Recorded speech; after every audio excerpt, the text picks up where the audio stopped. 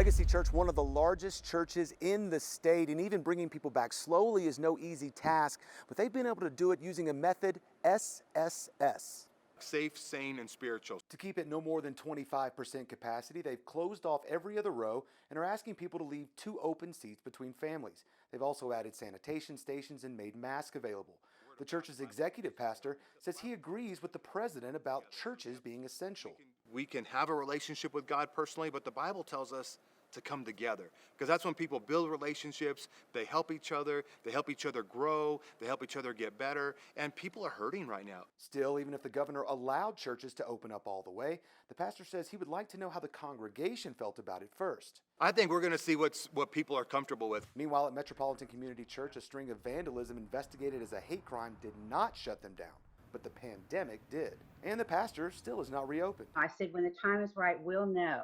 She believes letting churches open up all the way is too risky right now. Church people, they like to hug and talk and, meet with each other. And it's going to be, how are you going to keep people from doing that? But Legacy Church says they're helping people try to understand the new normal. If someone doesn't shake your hand, don't be offended. They're not mad at you. They don't dislike you. They don't want to shake your hand. Both churches say high-risk groups can and should continue to watch services online. Now, if you're one of the at-risk population, they're just not comfortable coming back to church yet, well, you can get information on the online streaming services available in the churches we spoke with today. Just go to KOAT.com and click on this story. Reporting, Brandon Evans, KOAT Action 7 News. Amalia Martinez has been a Lakers fan since she was little. Being a young Laker fan, I remember watching games with my dad, and, I played basketball in middle school and in high school, and, you find your hero. Hers, you guessed it, Kobe Bryant. So it's no wonder when she met Christina, she quickly convinced her to become a Lakers fan too. You throw a piece of trash in the trash, right? And you make it in the bucket, and what do you say? Kobe! They met in 2012, married in 2016, and had twins through in vitro in 2018. 1 girl and 1 boy. I wanted them to feel greatness. And that started with their names. Like we did the right thing. Yeah, honestly, and that's who they are, I can't imagine calling them by any other name. Meet 2-year-olds, Kobe and Bryant. And I say they are Mamba because they were named after a great man. Which is why Sunday's news hit them hard. Millions of people realized at that moment they lost their hero. It was tough, you grow up thinking somebody's invincible, to find out they're not. We took a blow. But we have reminders every day, and now we teach them to be great. And that's what the Mamba mentality is all about. I look forward to the day that they ask me. It's on a whole nother level altogether. It's like the Ferrari of the piano world. Alexander Devon Boggs owns 88 Keys Piano Warehouse. Pianos in his store run from less than $1,000 to more than $50,000. So we asked him, why is this piano so special? This is an expensive piano. It's an investment, really. Bernalillo County is getting the money to buy the piano for New Mexico Philharmonic, but ultimately it's your tax dollars that are making it happen. And while $222,000 may seem like a drop in the bucket compared to the $532 million in the spending plan, the piano costs more than improvements and renovations at Expo New Mexico African American Performing Arts Center, Albuquerque Wheels Museum, Albuquerque Eisenhower Pool, and the UNM Natural History Science Center. As far as the piano, it's a Steinway Model D concert piano, and it's almost 9 feet long. It's moving of the piano can get a little bit pricey, especially for a 9-footer. Each move runs about $400 each way. And I do storage of the pianos, can run up to about $100, $150 a month. While he says that's just what they charge, he says the piano would also have to be stored in a climate-controlled environment to keep it cool in the summer and warm in the winter.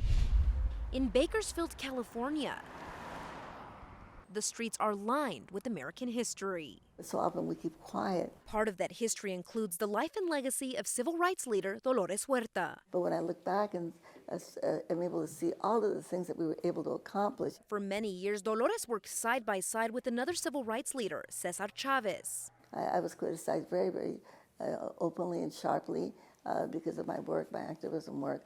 Dolores Huerta and other union members fought not only to get contracts for the farm workers here in California, but in other places like New Mexico and Arizona as well. And so when I met Cesar, I was already an organizer, so I didn't learn organizing from him. So I think I came to him kind of at an equal level. Before she was in the national spotlight, she spent her younger years in the land of enchantment. I was very lucky to be born in the state of New Mexico, in a coal mining town called Dawson. Born in 1930, some of Dolores' early memories as a child were spent in Las Vegas, New Mexico. You know, going to school where our teachers were bilingual, and remembering the fiestas that they had. The passion for change runs through her blood.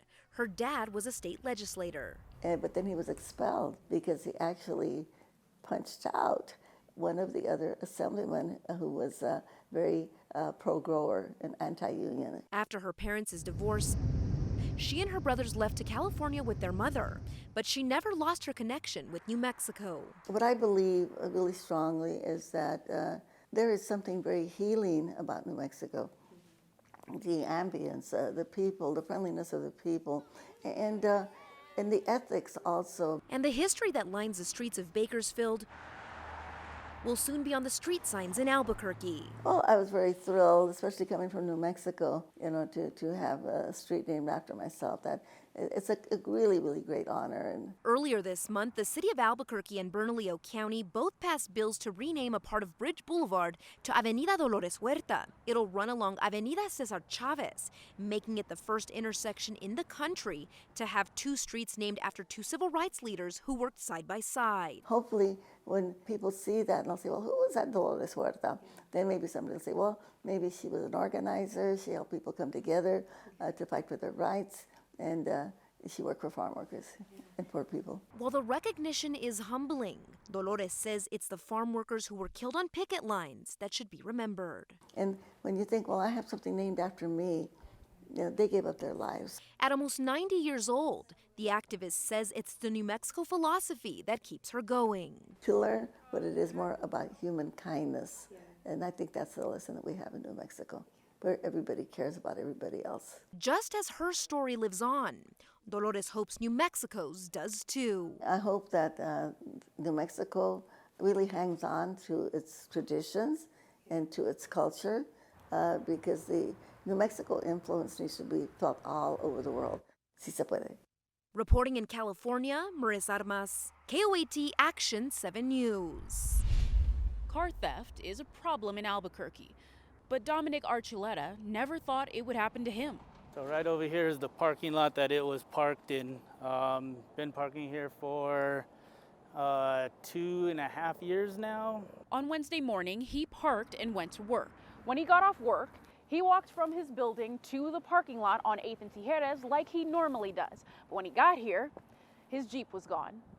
Saw an empty spot, saw some glass on the floor and a giant screwdriver laying there. This is not just any regular old 1988 Jeep Cherokee. The Jeep is special because me and my daughter built it together as her first vehicle.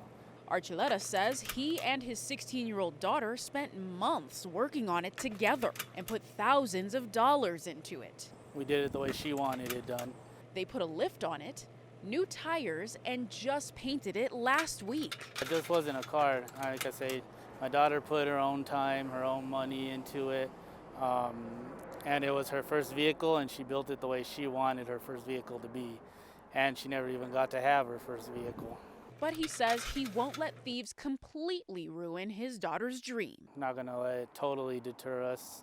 It's hard, it hurt, but I mean, the only thing we could do is bounce back from it.